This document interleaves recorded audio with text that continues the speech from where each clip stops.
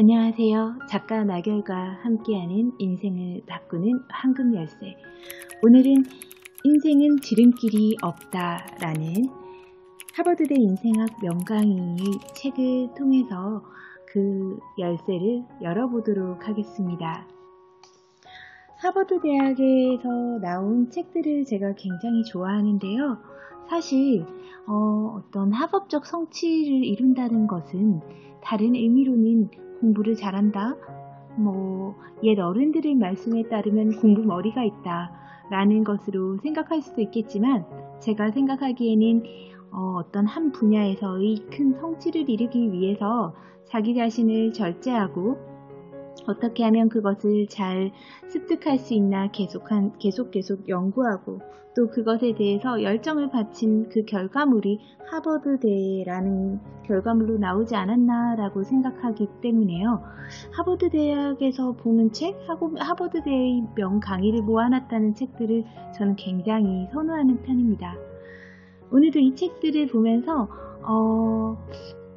제 마음에 놓여 있었던 어떤 짐들이 조금 내려지는 것을 느꼈는데요. 함께 나누는 부분을 통해서 여러분도 그런 답을 찾으시길 바랍니다. 오늘 할 이야기는 모두 다 천천히 이루어진다 라는 부분입니다. 평정심을 유지하면 조급함을 완화할 수가 있어요. 우리가 무언가를 굉장히 원할 때 말이에요. 평정심을 유지하기가 힘들어요. 왜냐하면 빨리 얻고 싶다는 조급함이 항상 같이 오기 때문이죠. 그런데 평정심을 유지하면 조급함을 완화할 수 있다는 것은 인생의 중요한 지혜라고 합니다. 평정심을 유지할 줄 아는 사람은 신체적으로 더 건강하고 성공할 확률이 높고 돈 버는 일에만 급급한 사람과는 달리 더 큰 삶의 진리를 깨달을 수 있습니다. 그리고 그 진리를 바탕으로 좀 더 빨리 돈도 벌 수 있죠. 평정심을 유지하기 위해서 양손으로 귀를 막고 호흡을 하거나 온몸으로 심호흡을 느끼거나 요가를 하거나 산에 가거나 명상음악을 듣거나 시를 낭송하라고 방법적인 면도 제시하고 있습니다. 천천히 이루어지는 것들을 만끽하기 위해서 우리의 마음은 어떻게 해야 될까요? 일단 처음으로 우리는 마음을 고요히 해야 합니다. 인생을 살아가면서 우리가 당황하는 경우들이 있어요. 정말 소중한 무언가를 잃었을 때 정말 당황하게 되는데요.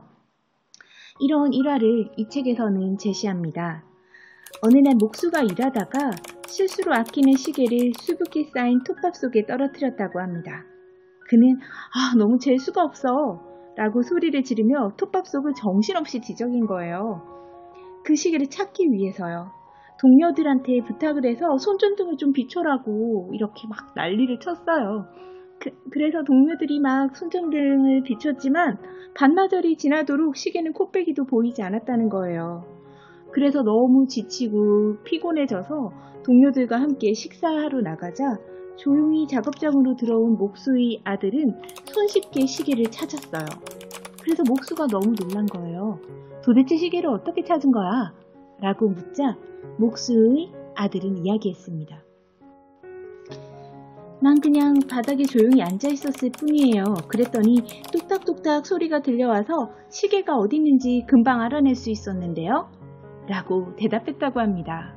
이처럼 우리가 무언가를 찾기 위해서 허둥지둥하는 동안 정말 들어야 할 것, 정말 알아야 할 것을 놓치기도 합니다. 매일 고요한 시간을 가졌을 때 우리는 그런 답을 찾을 수 있다고 하는데요.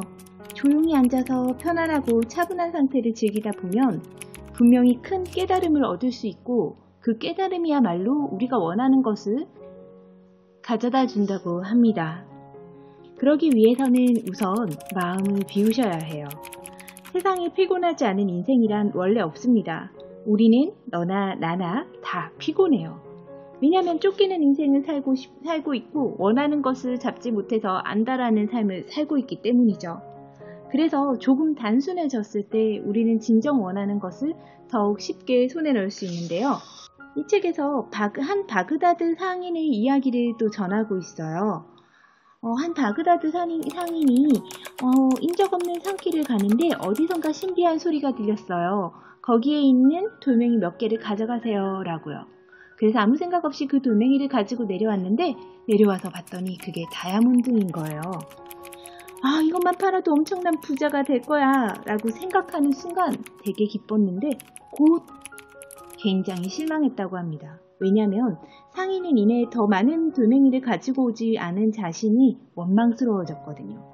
아, 그걸 더 가지고 왔으면 이것저것 저것도 다 할 수 있었을 텐데 라는 생각을 하는 순간 상인은 실망감이 몰려왔다고 합니다.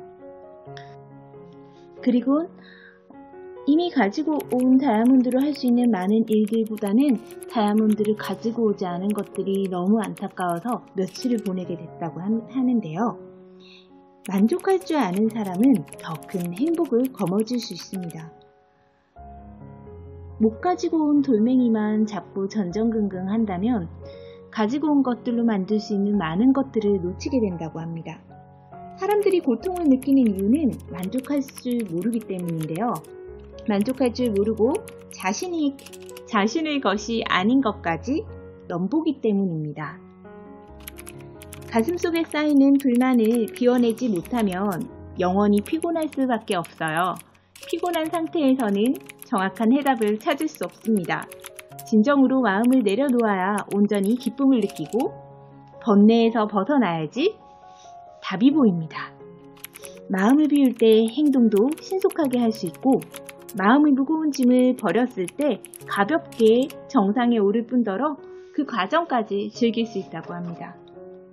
여러분들은 트레기를 달리는 경주마가 아닙니다. 미친 듯이 앞만 보고 달리다가는 종착지의 흰 선 말고는 아무것도 보지 못해요. 매 순간 긴장 속에서 살지 말고 빠른 걸음을 멈추며 고요하게 내가 가진 것들에 집중해 보는 것도 필요하겠습니다. 이렇게 느리게 생각하기는 심리학의 기대 효과, 즉 어떤 일이나 사람에 대한 기대나 태도가 행동에 미치는 효과와 유사하다고 합니다.